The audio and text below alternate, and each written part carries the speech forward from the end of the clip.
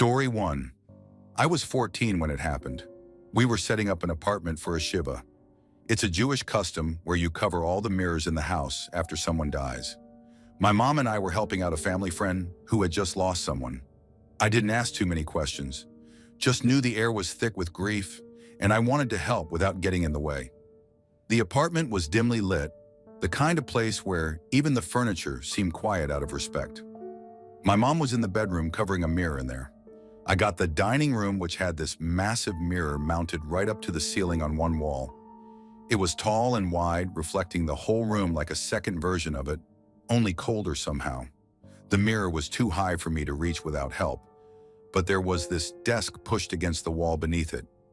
It was about waist high, sturdy enough, or so I thought, to stand on. I figured I'd just hop up there, drape the sheet over the mirror, and be done with it.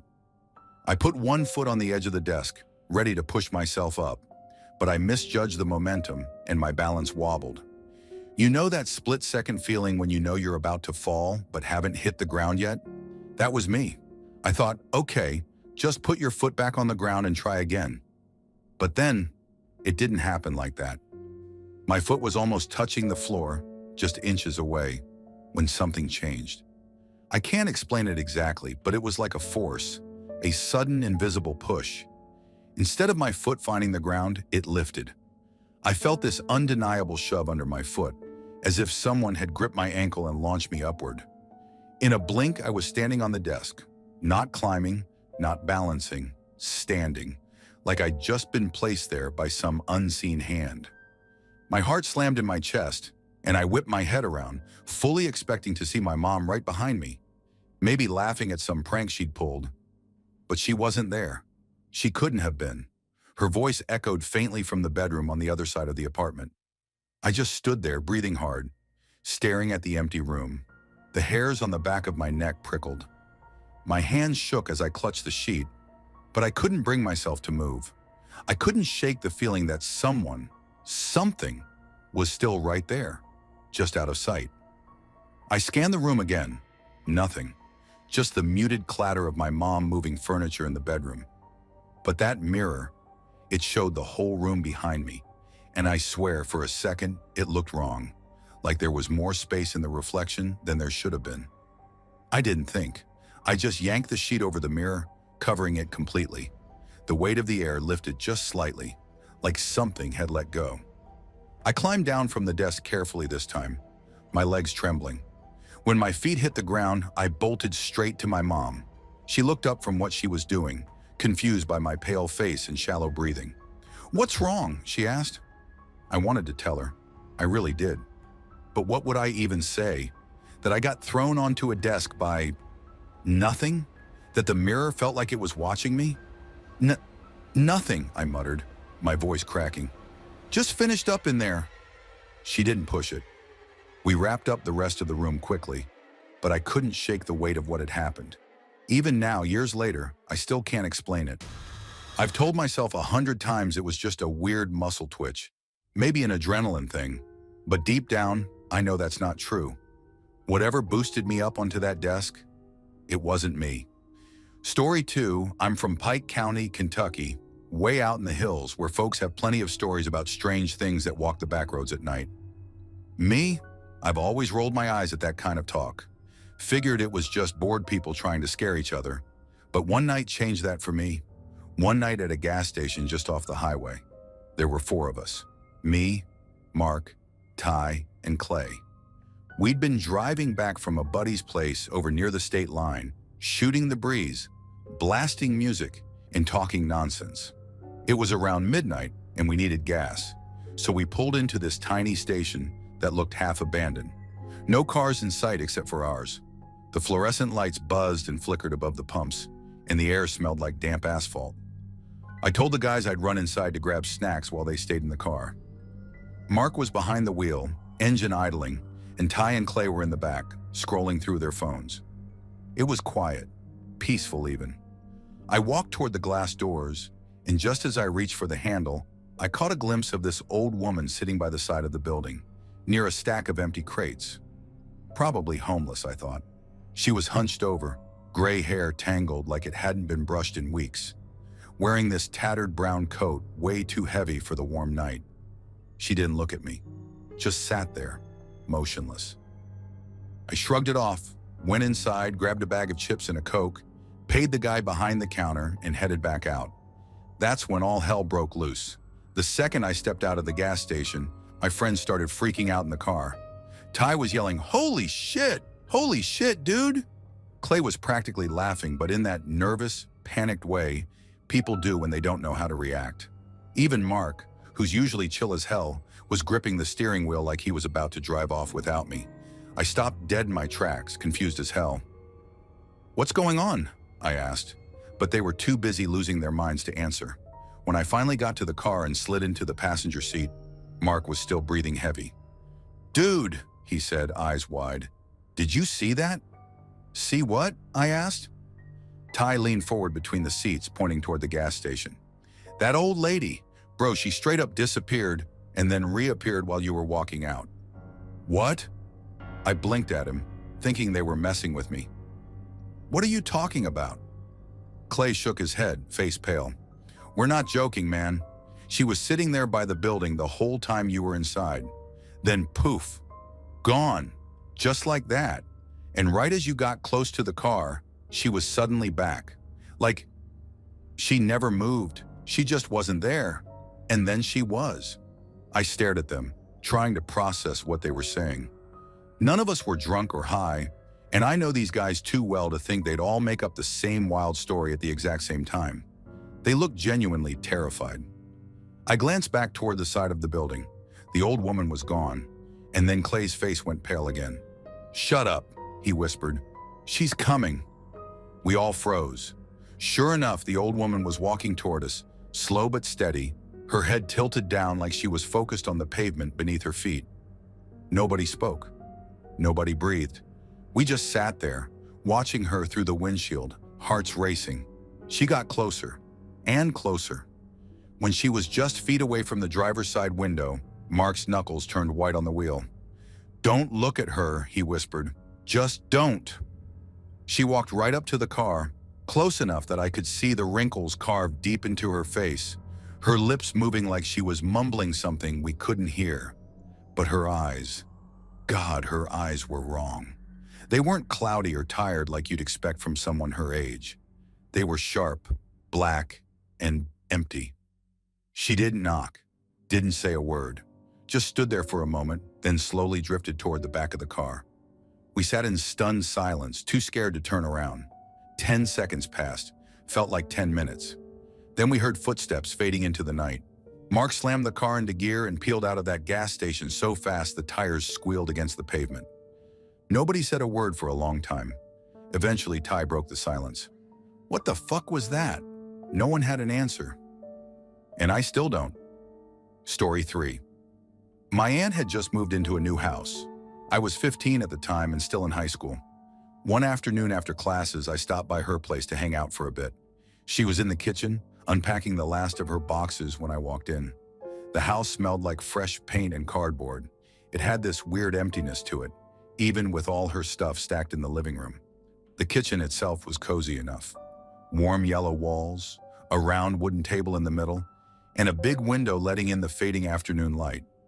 I sat down at the table and watched her pull blenders, toasters, and coffee makers out of the box like a magician. She chatted about where she wanted everything to go, how long the move took, the usual stuff. Right before she grabbed her purse and headed out the door, she looked over her shoulder and said with a grin, "Oh, by the way, I think this house is haunted." Then she just left. At first, I laughed it off like she was messing with me, but the moment the door clicked shut, the silence in that house felt heavy.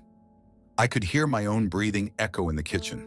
The windows rattled faintly in the wind, and that emptiness I noticed earlier became suffocating. I decided I wasn't going to sit there and get spooked, so I pulled out this new book I just started reading for school and forced myself to get into it. It was supposed to be good, some old Gothic novel about creepy houses and dark family secrets. Go figure. I sat there reading for what must have been 20 minutes, trying not to think about my aunt's dumb joke. Behind me was a long, dark hallway. It connected the kitchen to the living room at the far end of the house. The hallway light was off, and so were the lights in all the adjacent rooms. The only light came from the kitchen and this single lamp in the living room, way down that shadowy corridor. I hated that hallway. It was just sitting there behind me, dark and yawning, like an open mouth waiting for something to crawl out. I kept my eyes glued to my book, telling myself not to be paranoid. And you know what? It worked. For a while. I started getting into the story, actually forgetting about the stupid haunted house comment. My breathing slowed. I wasn't even thinking about the dark hallway anymore. I felt normal again. That's when it happened. Out of nowhere, this sudden, overwhelming feeling hit me, like I was being watched. It was so intense it went from 0 to 100 in a split second. My skin prickled, and every hair on my body stood up. It felt like someone was standing right behind me, eyes boring into the back of my head. I froze. My chest tightened. Slowly, I turned around, heart hammering in my chest. The hallway was empty, just that dark stretch leading to the dim glow of the living room lamp. Nobody was there. I let out a shaky breath and laughed nervously at myself. "Get a grip," I muttered under my breath. But then I felt it. This pressure wrapped around my torso, starting from my back and curling forward like someone was leaning down and hugging me from behind. I'm not exaggerating when I say I felt individual fingertips pressing into my ribs, 5 on each side. My body locked up completely. I couldn't breathe, couldn't move, couldn't even scream. It wasn't warm like a normal person's touch. It was cold, heavy. I swear to God I was being held. The sensation lingered for what felt like forever, but it was probably only a few seconds. Then just as suddenly as it came, it was gone. I gasped, stumbling out of the chair and nearly knocking it over. My book hit the floor with a slap. My whole body was trembling, sweat pouring down my face. There was no one there. No explanation. No shadowy figure retreating down the hall. Nothing. I grabbed my stuff and bolted for the front door without looking back. When my aunt came back from the store, she found me standing outside on the porch, pale as a sheet. She looked at me with concern. "You okay?" she asked, setting down her bags. I couldn't even bring myself to tell her what had happened. I just shook my head and muttered, "I'm never coming back inside that house." And I didn't. Story 4. I grew up in a small, quiet town where nothing much happened. Our house was at the end of a cul-de-sac, tucked against a patch of woods. It was your typical 2-story suburban place. Nothing special, until that night when everything changed. I still can't explain what I saw, but I know I wasn't imagining it. It was sometime during middle school.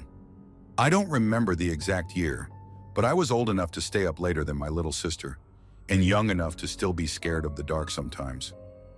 My room was at the top of the stairs, right across from the bathroom. My parents' bedroom was further down the hall to the right, and my sister's room was to the left, just past the guest room. That night, my parents were downstairs in the office finishing up bills or something. Light from the computer screen spilled faintly up the staircase, just enough to dimly outline the hallway walls and the open bathroom door across from me. The shadows in the bathroom were pitch black, swallowing the weak light from below. I was tossing and turning, restless for no good reason. My sheets were tangled around me, and every creak of the house seemed louder than usual. Then suddenly I felt it, this heavy, cold unease that settled over me like a blanket. It wasn't the typical jittery feeling you get when you spook yourself at night. This was different. It made the hairs on my arms stand up. I rolled onto my side, facing the open door to the hallway, and that's when I saw it. A figure slid silently across the floor from the direction of my parents' room.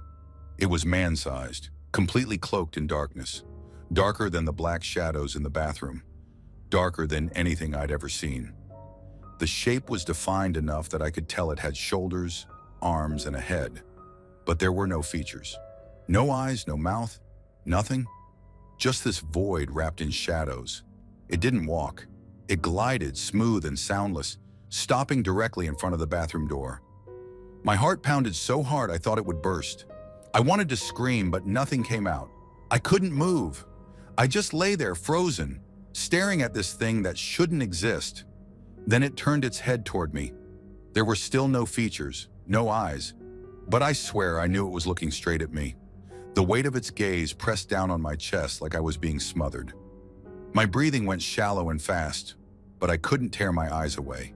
It just stood there, silent and still, watching me. I don't know how long we stayed like that. It felt like forever, but it was probably only a few seconds. Then, just as smoothly as it had come, it turned its head back toward the left and glided further down the hall, past my sister's room and out of sight. For a few moments I stayed in bed, paralyzed by fear. But then curiosity, or maybe just desperation to prove I hadn't seen what I thought I did, took over. I slipped out of bed, my legs shaking, and crept to the hallway. The air felt heavy, like the aftermath of a storm. I peered down toward my sister's room. Her door was closed, exactly as it had been earlier. The guest room was empty. I stood there, straining to hear anything. Footsteps, a door creaking, even breathing. Nothing. The hallway floor was old and creaky, but it hadn't made a single sound when that thing had moved across it. The stairs creaked too, but they'd been silent as well. There hadn't been any noise at all. I crept back to my bed, heart still racing. I lay there for what felt like hours, staring at the doorway, waiting for it to come back. But it never did. I never saw it again, but that moment is burned into my memory. I don't know what it was, and maybe I don't want to. All I know is that some things aren't meant to be explained. Story 5. I live just outside a small town in eastern Kentucky, the kind of place where everyone knows everyone else, and you can't go to the grocery store without running into someone you grew up with. The roads are narrow, winding through thick stretches of woods, barely wide enough for 2 cars to pass without brushing mirrors. I've driven these roads more times than I can count, especially that stretch near the elementary school just a couple miles from my house. It was around 1 in the morning, and I was coming back from my girlfriend's place. Well, now she's my wife, but back then, we were just figuring things out. I had my phone propped up in the center console, talking with my buddy Nate to keep myself awake on the drive. The night was quiet, the kind of stillness that presses against your ears. Even the cicadas had gone silent. The only sound was Nate rambling about some nonsense and the steady hum of my tires on the blacktop. I was just passing the elementary school when I saw her. A little girl, maybe 6 or 7 years old, wearing a white dress. She darted out from the shadows on the side of the road and ran right in front of my car. My heart shot up into my throat. "Jesus Christ," I shouted into the phone. "What? What happened?" Nate's voice crackled over the speaker, but I barely heard him. Instinct took over. I yanked the wheel hard to the left, swerving into the opposite lane to avoid hitting her. The tires screeched against the pavement as I stomped on the brakes, the car fishtailing slightly before coming to a shaky stop. For a second, all I could hear was my own ragged breathing. I looked in the rearview mirror, expecting to see her standing there, maybe frozen in fear or crying after her near miss. But there was nothing. No girl, no movement, just empty road stretching out behind me. "Nate," I said, my voice barely steady, "I swear to God, a kid just ran out in front of me." "What? Where?" he asked, confused. "By the school. I almost hit her, man." I threw the car into park and got out, my legs shaky as I stumbled onto the road.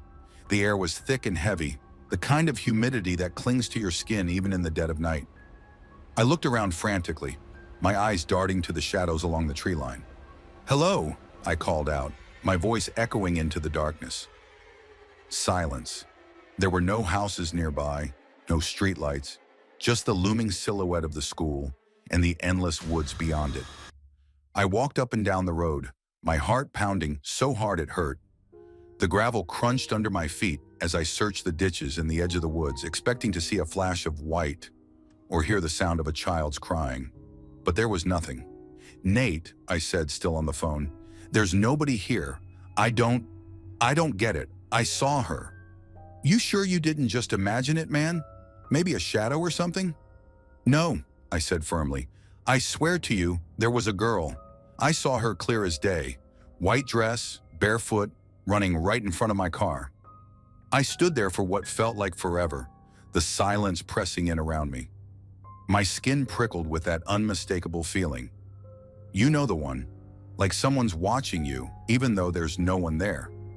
I wanted to believe Nate was right, that maybe I'd just been tired and my mind played a trick on me, but I knew what I saw. Eventually, I got back in the car, my hands trembling as I gripped the steering wheel. I drove home with my heart lodged in my throat, half expecting to see her standing on the side of the road again. But the rest of the drive was uneventful. When I pulled into my driveway, I sat there for a long time, the engine ticking as it cooled down. Nate was still on the line, quiet now, like he didn't know what to say. "You good?" he finally asked. "Yeah," I lied. "I'm good." But I wasn't. To this day, I don't know what I saw that night. And maybe I never will. Because some things, you just don't forget. Story 6. I grew up in a quiet little town in Sherman Oaks. One of those places where you know your neighbors. The air smells like pine, and everything shuts down by 9 p.m. I was about 9 or 10 when this happened, and I swear, I've never been able to explain it. Our house was an old 2-story place, creaky wooden floors, and narrow hallways. My bedroom was on the 2nd floor, across from the bathroom. That night I remember waking up around 2 a.m., the whole house dead silent except for the occasional groan of wood settling. I wasn't scared, I just really had to pee. I rubbed my eyes, swung my feet out of bed, and shuffled toward the bathroom door. That's when I saw someone walking into it, a figure, just a shadowy shape in the dark. They didn't say a word, just opened the door, stepped inside, and closed it behind them. The click of the latch echoed down the hallway.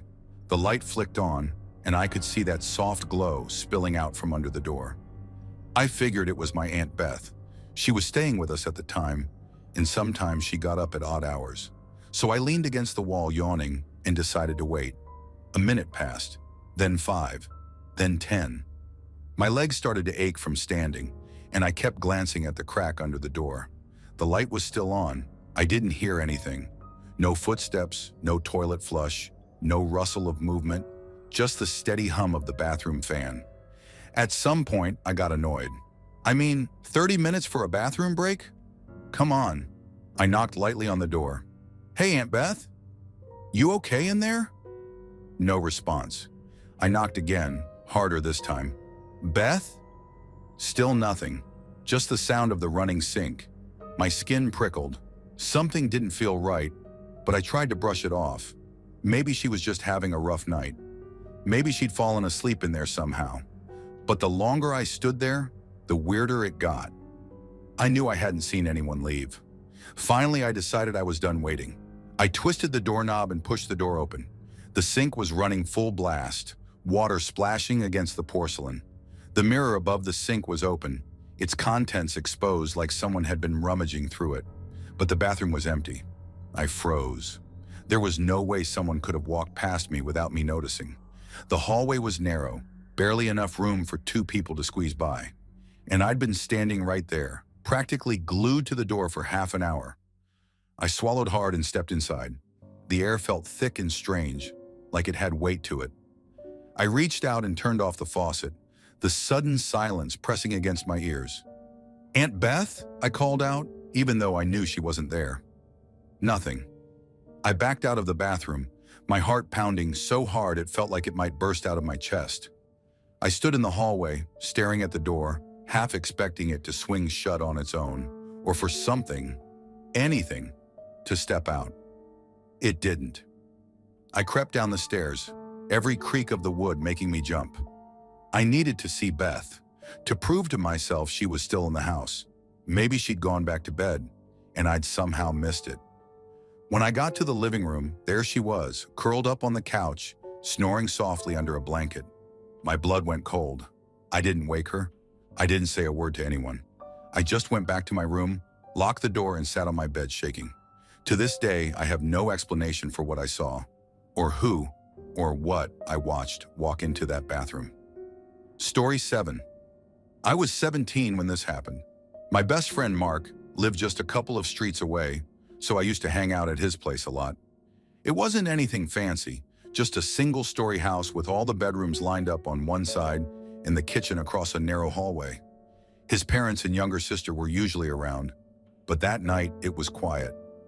I hadn't meant to fall asleep, but there I was, waking up in Mark's bed at 3 a.m. with my phone buzzing under my hand. The soft glow from the screen lit up the dark room as I sat up groggily, trying to get my bearings. Mark was out cold, snoring lightly beside me. I figured it was time to head home.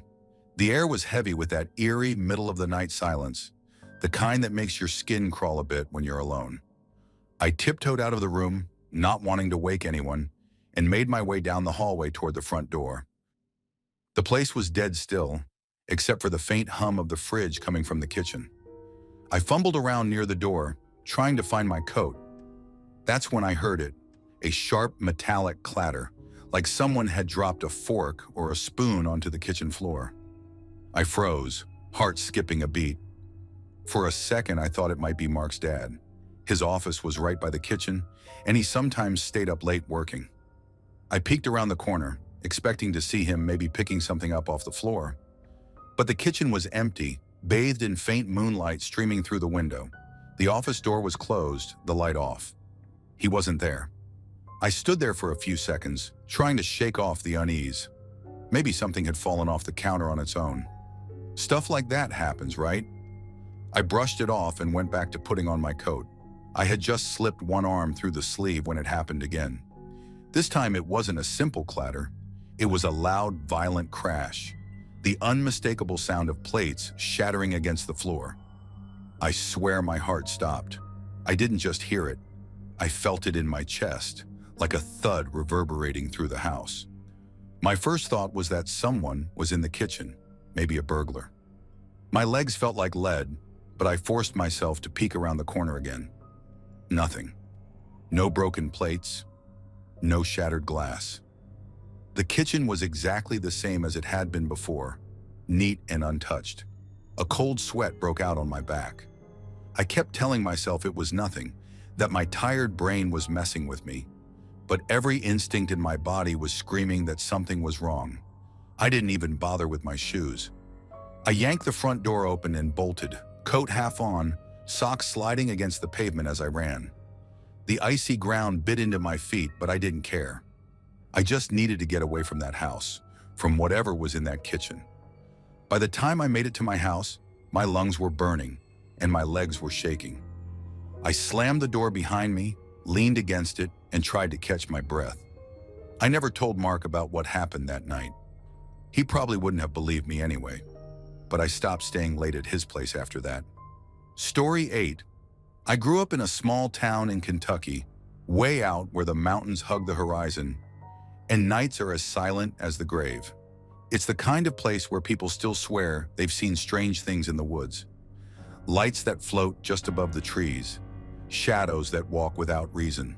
Folks here have stories, and we know better than to dismiss them outright. This one, though, it wasn't just a story. I was there. It was late October, chilly enough to see your breath in the air, and the whole house was asleep. My boyfriend and I were staying at my parents' place for the weekend. My younger sister and her boyfriend were crashing in the room across the hall, and Mom and Dad were in their room at the end of the house. Everyone was dead asleep when the sound hit. It was sudden, violent. This massive crash like something heavy had shattered. My eyes snapped open, and my boyfriend bolted up right next to me. It was loud enough to feel like it shook the house. My first thought was that the big mirror in the hallway had fallen. This mirror wasn't just any mirror. It was an old, heavy thing my mom had inherited from her grandmother. Framed in dark wood, it hung near the stairs and had been there for as long as I could remember. If that thing hit the floor, it would definitely make a noise like that. We didn't even need to speak. We both just got up and opened the door, expecting to see shattered glass everywhere. But when we stepped out into the hallway, we froze. The mirror was still there, perfectly intact, hanging on the wall like it always did. The hallway light flicked on, and I saw my sister and her boyfriend stepping out of their room, their faces pale and confused. "What the hell was that?" she asked, her voice low and shaky. "I thought it was the mirror," I said, my voice sounding thin in my own ears. Dad's door creaked open at the end of the hall, and he stepped out, rubbing his eyes. "Y'all hear that too?" he asked, looking around. Sounded like something exploded. We all just stood there for a second, listening, waiting for some kind of follow-up. Maybe something had fallen outside, a car crash, anything. But there was nothing. Just that thick, eerie silence pressing in from all sides. "Check outside," my dad said to my boyfriend, who nodded and headed for the front door. I walked down the hall, my eyes scanning every inch of the floor, expecting to see glass shards or signs of damage. But there was nothing. Not a scratch, not a splinter. My boyfriend came back inside, shaking his head. "Nothing out there. No cars, no neighbors awake, nothing." It was unsettling, to say the least. We all just stood there in the hallway, trading uneasy glances. "You think it was just a dream?" my sister asked weakly, trying to inject some logic into the moment. But it couldn't have been. We all heard it, the exact same noise, loud enough to wake the whole house. My dad, always the practical one, muttered something about settling sounds and went back to bed. One by one, everyone else did too. But me? I couldn't shake the feeling that something wasn't right. That night I lay in bed with my boyfriend next to me, both of us staring at the ceiling in the dark. Neither of us spoke, but I knew we were thinking the same thing. You don't just hear a noise like that without a cause. The next morning I asked around. Neighbors on both sides hadn't heard a thing. No reports of any incidents nearby. And the house itself, perfectly normal. Nothing broken, nothing disturbed. And sometimes late at night when the house gets too quiet, I sometimes get really scared. Story 9. I was working as a custodian for the local sports facilities when my coworker asked if I could cover some of his other cleaning jobs while he was out of town. I didn't mind. The extra money was welcome, and besides, I could bring my dog, Max. He was a small, scrappy terrier mix who followed me everywhere like a shadow. I figured his company would make those late-night shifts a little less lonely. The first place I had to clean was an old church. Creepy, sure, but Max stayed glued to my side, and we got through it without much issue. The real problem was the second place, an old 2-story office building with a section everyone just called the annex. The main part of the building wasn't bad. Dusty offices, a squeaky mop bucket, fluorescent lights buzzing overhead. Standard stuff. But the annex, that place was different. You could feel it the second you walked in. I'm not one to get spooked easily, but something about that space got under my skin. Maybe it was the damp, musty air or the way every noise echoed like someone was following you. Max was fine in the main building, wagging his tail and sniffing corners. But as soon as we stepped into the annex, his whole demeanor changed. His tail dropped, and he stuck right next to me, ears flattened against his head. "Come on, buddy," I said, trying to sound casual. "Just the bathroom tonight." The annex bathroom was down a set of narrow stairs. The first night, as I was scrubbing the sink, one of the urinals flushed by itself.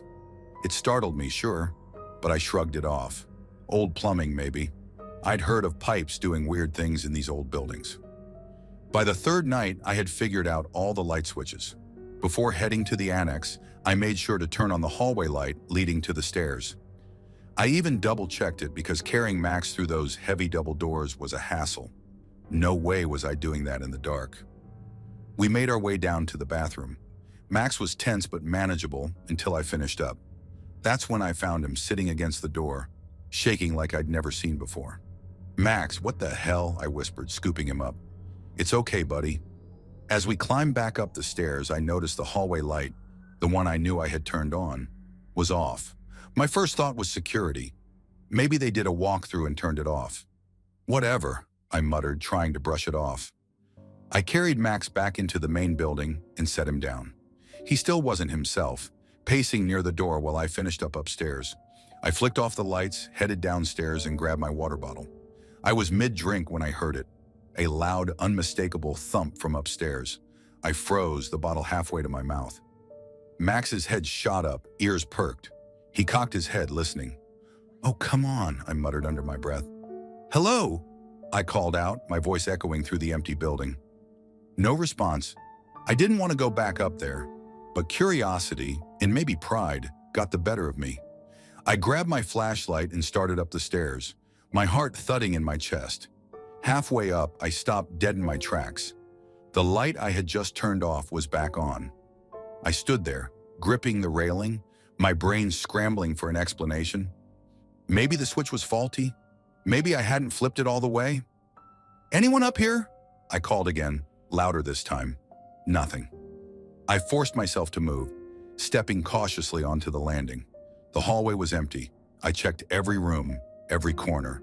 Not a soul. Forget this, I muttered, flipping the switch off again. I practically ran down the stairs, Max hot on my heels. "Let's get out of here, buddy," I said, my voice shaky. We stepped outside and I lit a cigarette with trembling hands. Max stayed pressed against my leg, still uneasy. I kept telling myself it was nothing, just my imagination, a weird electrical issue. But deep down, I knew better. When we went back inside to finish up, I moved fast. I wasn't sticking around any longer than I had to.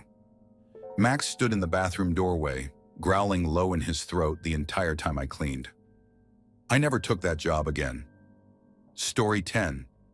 I grew up in a small town in the Philippines, a place where old superstitions run deep and the air seems to carry the weight of the unknown. There are stories passed down from generation to generation, and everyone knows at least one eerie thing that happened to a friend of a friend. They call them aswangs, capras, tikbalangs, creatures that lurk in the dark, waiting for the moment when you're vulnerable. I used to brush it off as just stories, but that night changed everything. I was in my room one evening, nothing out of the ordinary. It was late, probably around midnight. I'd just finished watching a show, and the room was quiet, the only sound coming from the faint hum of the ceiling fan. I remember it clearly, the feeling of being alone in the house. My parents had gone out for the evening, and my siblings were in their own rooms, each of us caught up in our own little worlds. I didn't think much of it. The town was quiet, the kind of quiet where you can hear your own thoughts, but nothing ever felt too strange. I don't know when it started, but I could feel it before I saw it. Something was off. It's like the air in the room thickened. The quiet felt wrong, heavy, like there was something watching me. I didn't hear anything, no footsteps, no whispering, but the stillness felt wrong. Then out of nowhere, something happened that I'll never be able to explain. It started as a small, dark mass, no bigger than a baseball, right in front of me. At first, I thought it was just my eyes playing tricks on me, maybe a shadow or a speck of dust floating by. But as I stared at it, it didn't move, and it didn't fade. It hung there in the air, still and dense, like smoke, but blacker than anything I had ever seen. The strangest thing was that the light from the TV twisted around it. The glow bent, like the thing was pulling it toward itself, warping the colors, the shadows. It was as if the darkness was alive, feeding on the light. I froze, my heart racing. I couldn't tear my eyes away. I don't know why I didn't scream at first. I guess I was too terrified to move. But then I felt it. The room seemed to pulse with a pressure, like the walls were closing in. The mass started to grow, slowly, then faster, expanding until it was the size of a basketball. I could hear the buzzing in my ears like static on a radio, sharp and erratic. My body went stiff, my stomach twisted into knots. I don't know what it was, but it didn't feel natural. It felt wrong, like it wasn't supposed to be there. I wanted to run, but I couldn't. My legs felt like they were cemented to the floor. The mass in front of me shifted, swirling, the black smoke inside it twisting like a vortex. I remember thinking, I need to get out of here. But the thought wasn't enough. I could hear my pulse pounding in my ears, louder than anything else. Every second felt like it was stretching, dragging on, making me feel more and more trapped. And then, just like that, it exploded. The black mass expanded rapidly, pushing against the air like it was going to consume everything in the room. It was as if the space around me was being stretched, the air thinning out. I could see the light from the TV bending and twisting with the force of it. It felt like the room was going to collapse in on itself, like the very walls were being sucked into the void that had opened up before me. The explosion wasn't loud, but the pressure was deafening. It felt like my eardrums were going to burst, like the force was pushing against me, trying to crush me. And in the split second after the explosion, everything went dead silent. The buzzing in my ears stopped. The pressure disappeared. The blackness faded and the room felt empty. I didn't waste any time after that. I screamed, but it was more of a reflex than anything. I didn't even think about what was happening. I just ran. I bolted out of my room, down the hallway and into my parents' room. My heart was racing, my legs weak from the shock, but I didn't stop. I didn't even turn back to look. I just kept running until I was there, locked in their room with the door shut behind me. I couldn't explain it. I couldn't make sense of it. It wasn't like any ghost story I'd ever heard. It wasn't like a kapre or an aswang. I didn't know what it was, but it felt like something from a different world. Something that didn't belong here. I sat in their room trembling for what felt like hours. I didn't sleep that night. I couldn't. I kept staring at the door, half expecting it to burst open, for whatever that thing was to come after me. I kept seeing it in my mind, that black mass, the way it expanded and twisted the light. I couldn't shake the feeling that it was still there, lurking in the corners of my mind. I kept thinking about how it had consumed everything around it, how it had bent the light and the space around it. The worst part? I don't know what it wanted. It didn't make a sound, it didn't have a shape, and it didn't give any warning before it exploded. It just was, and then it was gone. I never went back to that room after that. Not for weeks, I couldn't. Thanks for watching. Don't leave before leaving a like to this video. Also hit the subscribe button to support my work. And as always, have a horrific nightmare, my dear.